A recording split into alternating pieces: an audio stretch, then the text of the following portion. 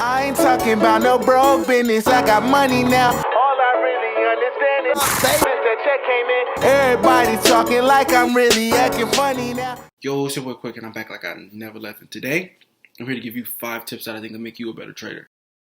So, tip number 1, goals. Seems super cliche, but this one's a little different. You should have 4 tiers to your goals. So, you should have a monthly goal, a yearly goal, a 5-year goal, and then a 10-year goal.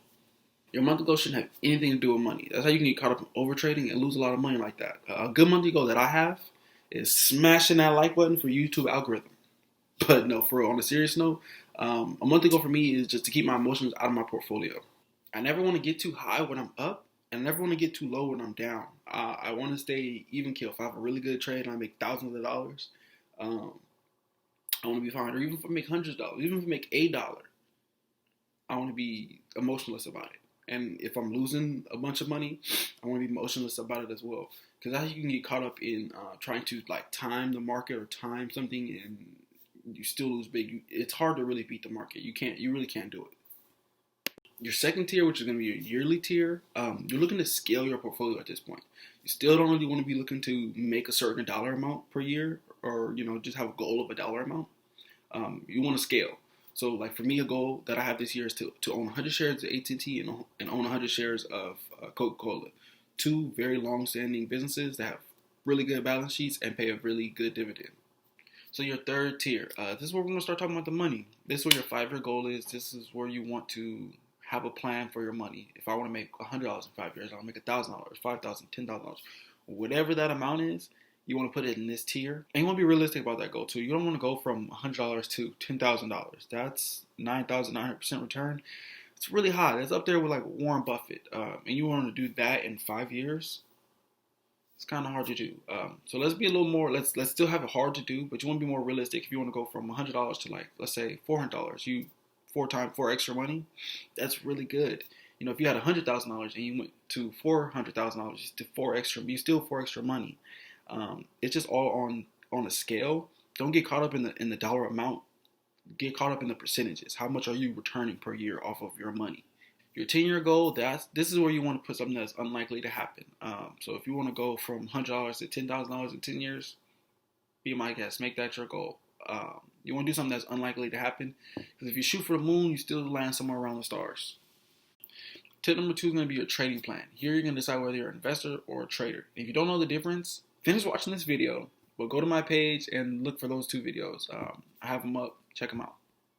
This is also where you're going to determine your risk level and how much tolerance you have for risk. I'm not risky at all. I don't want any risky trades. I'm not trying to invest in anything like Nikola or any of these new startups or anything like that. I want good balance sheet, strong dividend companies to just sit back and know that my money is going to grow.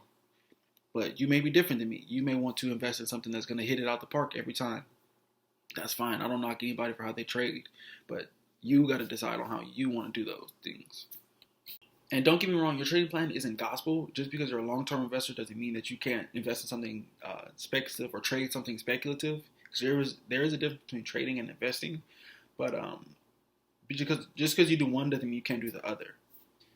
So your plan is simply for you to just draw a line for yourself so you don't deviate too far left or right in how you want to go about your portfolio. The third tip that I think a lot of people look over is your broker. This is a company you're giving your money to. And not only that, but they're holding your equities for you in these companies as well. So you definitely want to have someone that you can trust and someone that's reliable. And a good one that I use is actually a video sponsor for today, Webull. Webull is an online brokerage that's super simple to use. You just create a free account and you fund it.